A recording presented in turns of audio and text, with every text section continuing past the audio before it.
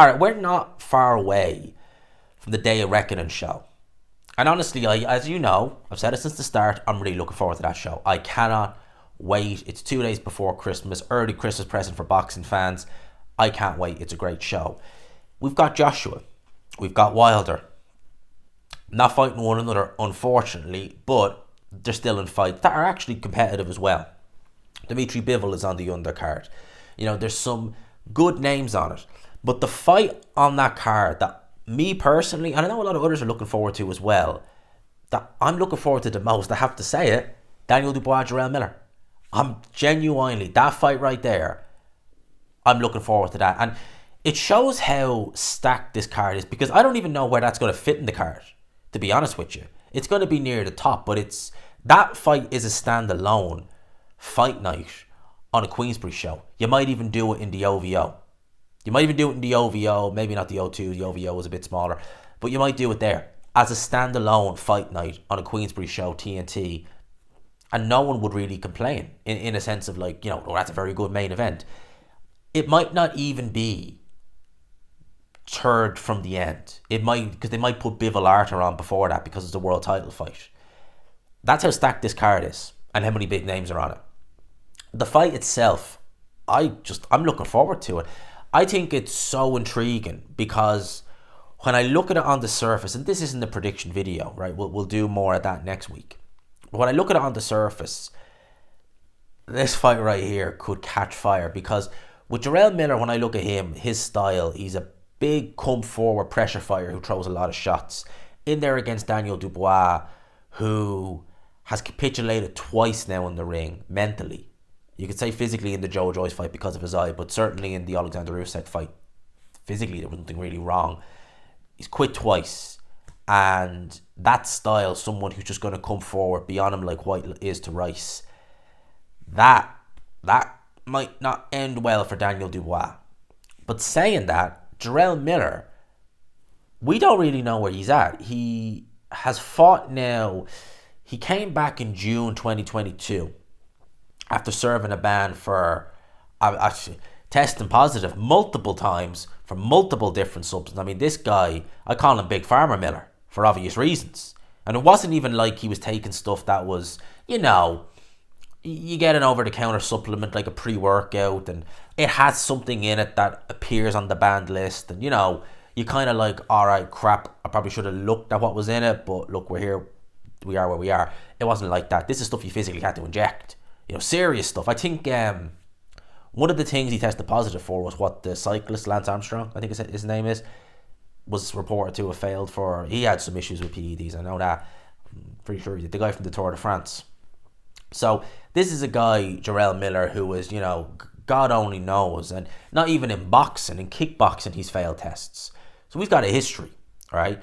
And when you look at the way he fought, a big 300-pound guy coming forward for 12 rounds. He did that against Johan Duepas, I think, throwing loads of points. You just don't see that in the heavyweight division, and certainly someone in Miller's dimensions. As I said, a big 300-plus pound man throwing loads of punches and can take a good shot and has a good engine. You just don't see that. So when, of course, he fails, and he's got loads of stuff he's failed for, you're just like, oh, well, that explains it.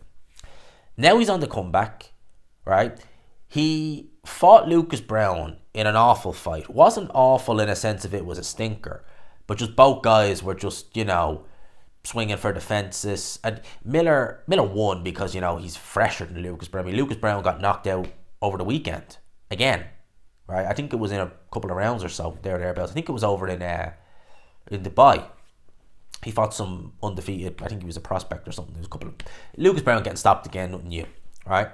But in that fight, he was getting hit by Lucas Brown. He looked by the end of the fight, even though he won and got a stoppage, to, be breathing a little bit heavier. And of course, the guy is over 300 pounds, to be expected. But he was doing that a couple of years ago, no real questions asked. Now, he's being stringently tested by VADA.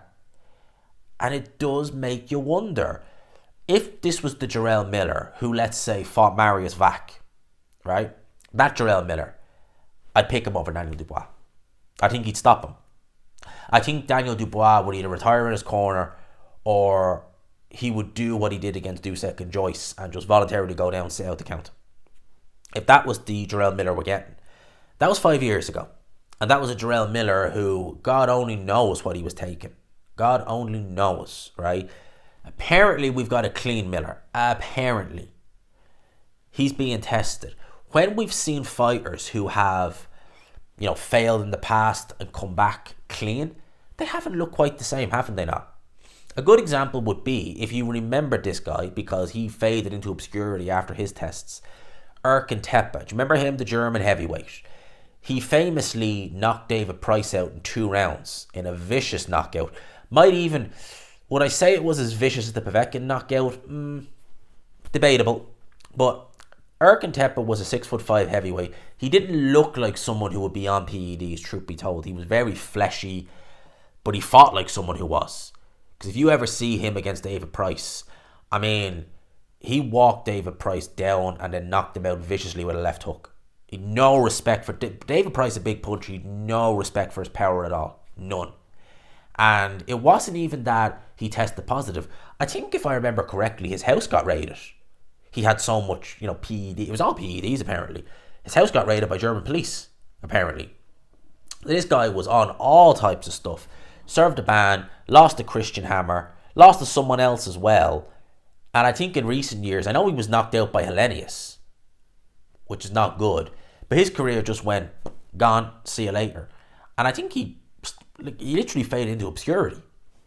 Tony Yoka. Now, Tony Yoka officially has never failed a test, to my knowledge, but he did miss several tests, especially post Dave Allen, which is one of the reasons why Dave Allen doesn't particularly like Tony Yoka. Can't really blame him, to be honest with you, off of that.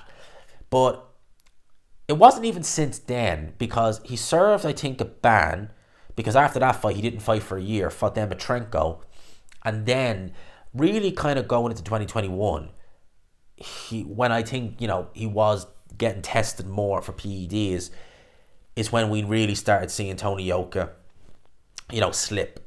I know he went through a divorce.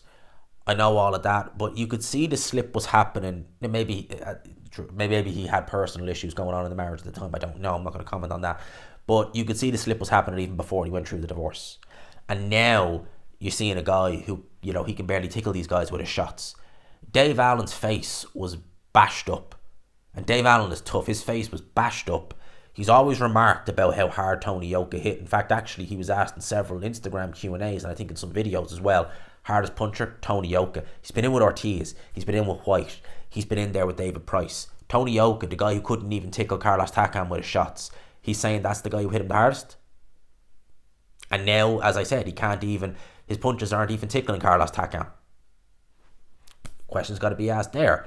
There was someone else, and I can't actually think of his name now, but he was a heavyweight. I think he was a recent enough heavyweight. I don't think he was that good, but I can't remember who it was now. But you get where I'm going with this. These guys fail. Obviously, in Jarrell Miller's case, he failed and then failed again because obviously he can't stay off it. But they've never quite looked the same. Certainly a heavyweight. They've never quite looked the same. And I wonder if Jarrell Miller is 100% clean. Someone like him who was not very mobile, who was not very hard to find, who took a good shot, but, when you are, juiced up to the gills, I'd say you probably would take a good shot. To be fair, you probably would. Erkan Tepe walked through David Price. And then he couldn't walk through Robert. I think he got stopped by someone else as well. Povetkin was the guy I was thinking of, who in 2016, and even prior to that, he had that Meldonium stuff.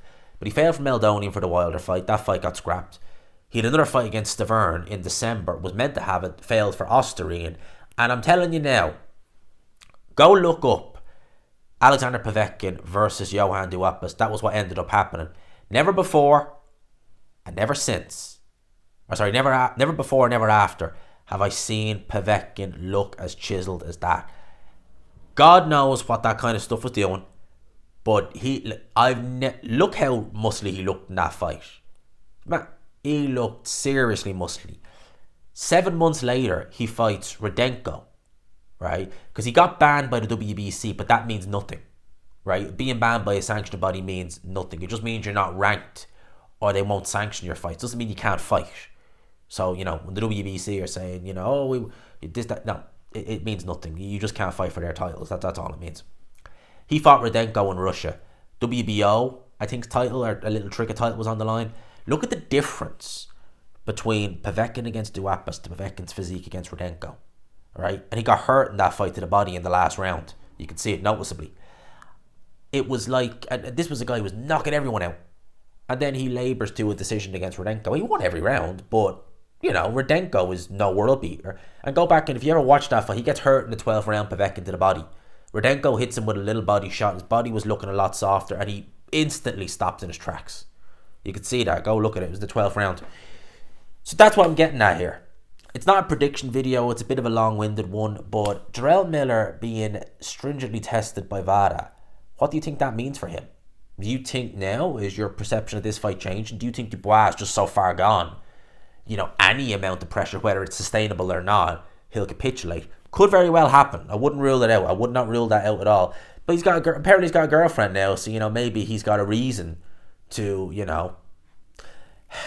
how do I say it without triggering an algorithm? Maybe he's got a reason to not go down, even if he wants to.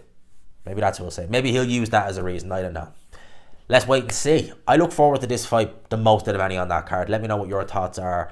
Let me know your thoughts on Big Farmer Miller. Do you think that we'll see the old Big Farmer, or right now we'll see, what I don't even know how you say. We see just a big, fat, tubby, you-know-what, who's going to get gassed after a couple of rounds. Let me know your thoughts in the comments. Hope you enjoyed it, people. Smash the like button if you could. Subscribe, of course, if you haven't already. Peace.